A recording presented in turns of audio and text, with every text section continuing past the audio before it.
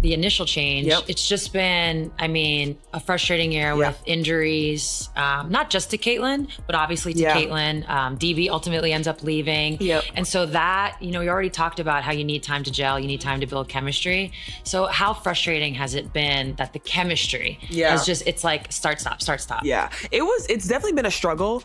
But I think just at the start of the season too, like, you know, you have your start of the season meetings and you're talking. And for us, it was about, listen, like no matter what happens in the season, it's next woman up and you have to be ready. And I feel like obviously struggling with injuries and then, you know, you sign people and then they leave and it's like, listen, like whoever is next, be ready to play because it doesn't matter. Like the games still keep coming. Like you still have to be ready to compete. And that's why I was so happy. Like when we signed Aaron. Aaliyah Boston recently joined Sue Bird's podcast and opened up about what it's really like being teammates with Caitlin Clark.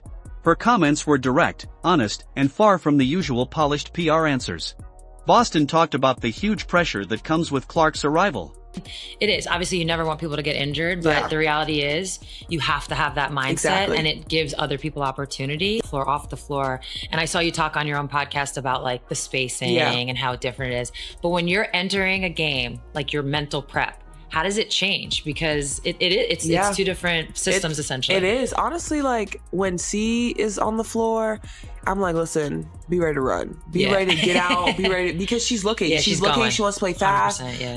Super early in the offense. And like we do that too as well here. But I think sometimes too now without her, like we can get into like a little more half court execution, make the defenses work a little bit harder, first side, second side, third side. And then I think when you have like Kelsey, when Kelsey's playing in transition. Of course, you always hope the whole team benefits when injured players return.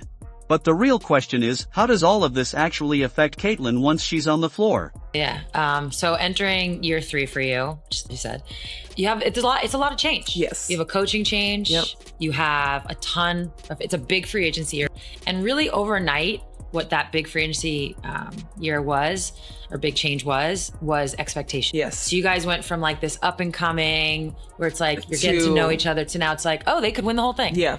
So what was the experience of essentially becoming like, instead of being the hunter, you're now the hunted? Yeah, it's crazy, but I feel like it was definitely expected. Like, I think number one, like just last year, everyone, like when they see our name on the schedule, even though the year before we didn't win, like we won 13 games or whatever it was. And it was like, okay, well, but then you added in Caitlin, right? And everybody's like, oh, like they're going to be this, and this. And now everybody's like, oh, you know what? Aaliyah Boston's words felt real, didn't they?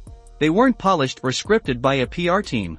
On Sue Bird's podcast, she spoke openly about what it's actually been like playing with Caitlin Clark. And honestly, that kind of honesty matters so much more than another headline pretending everyone's best friends.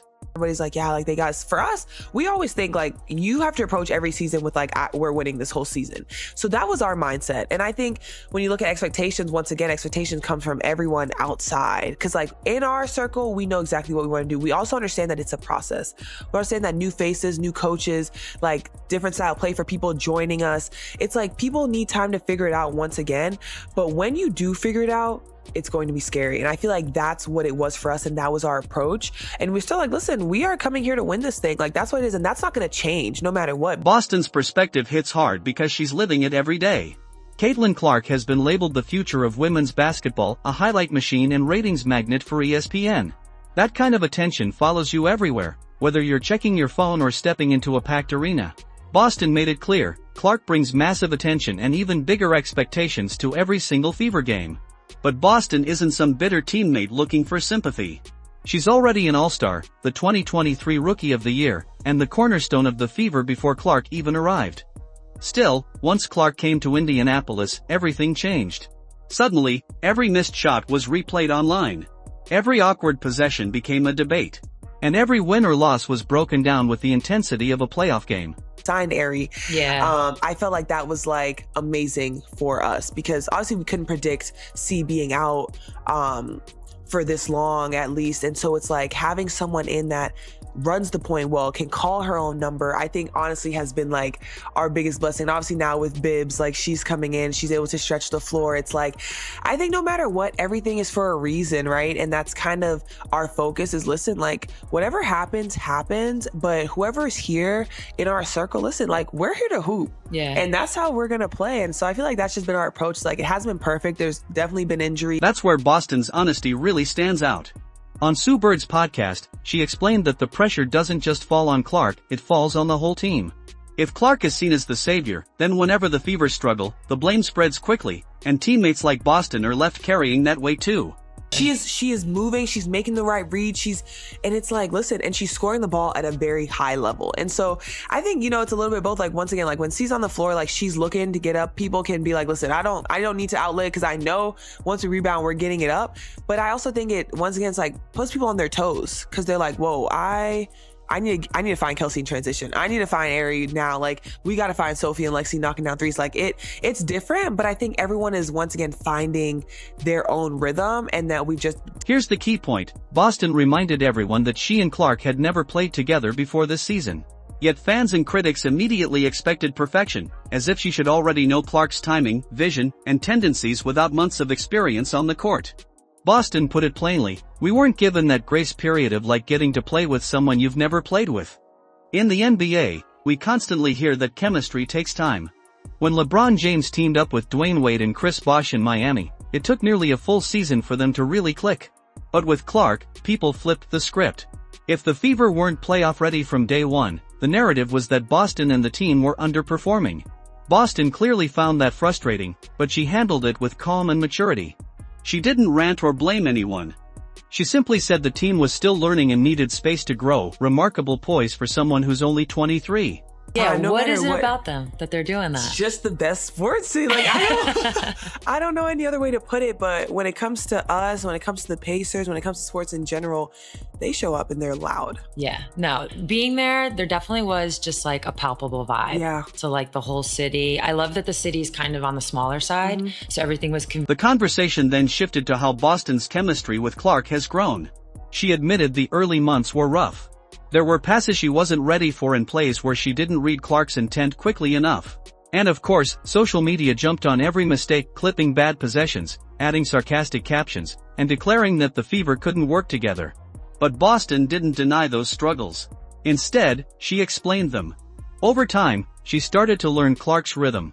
She noticed where Clark's eyes were pointing and could sense a pass coming without a word being said. That's real basketball chemistry, not magic, but hours of reps and shared moments. She even gave an example. Once you've played with Clark enough, you don't need her to shout or call for the ball. You just read her body language, the way she lifts her head or positions her feet, and you know the pass is coming. That's when the Fever started to look more connected on the court. What's funny is that people acted like this chemistry should happen instantly. Did they really expect Boston to become Clark's perfect pick-and-roll partner after one practice? Sports don't work like that. Chemistry is messy, full of mistakes, and takes time. Boston's explanation on Sue Bird's podcast showed she understands that better than anyone. Of course, it hasn't just been basketball challenges. Boston has also dealt with relentless trolls. On the podcast, she admitted people have tweeted at her saying she's the worst big I've ever seen. Think about how absurd that is. She's a no.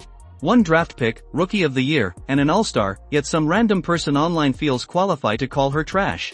Boston said she already puts enough pressure on herself, so hearing that nonsense is draining. And she's right.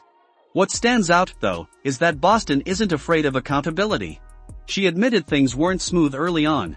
But she also made it clear that fans demanding instant perfection are being unrealistic. Building timing between a guard and a post player doesn't happen overnight. It takes hundreds of possessions, hours of film study, and most importantly, trust. And here's the important part, Boston also praised Clark. This isn't about jealousy. She called Clark a phenomenal passer and explained how once she sees Clark's eyes, she knows exactly where to go. That's not dismissing Clark's talent, that's embracing it. Boston also made sure to point out that the pressure doesn't just sit on Clark. It spreads across the entire roster. When one player gets superstar hype, the whole team gets pulled into the spotlight. That's the part most people forget. Drop your thoughts in the comments. Hit like, subscribe, and turn on notifications so you never miss the next story.